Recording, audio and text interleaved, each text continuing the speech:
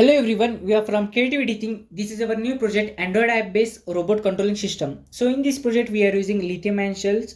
Here is a BMS battery management system. This is a 30 RPM gear motors. So here is a Bluetooth module which receives the signals from the mobile. So here is the motor driver ICs. Here is a Arduino Uno main control board. This is a voltage regulatory circuitry. Here is a liquid crystal display. Here is a buzzer and some electronics components.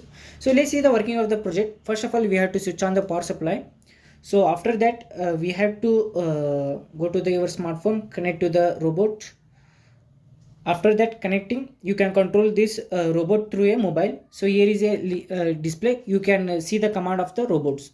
So forward, stop, backward, stop, right, stop, uh, left, forward,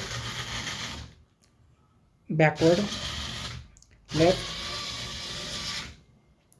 and backward.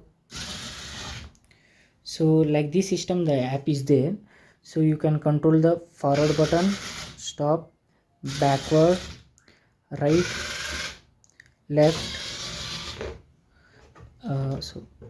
forward, left. So like this system, you can control this robot through your Android app. So if you want this project, please feel free to contact us. All the details are available in description.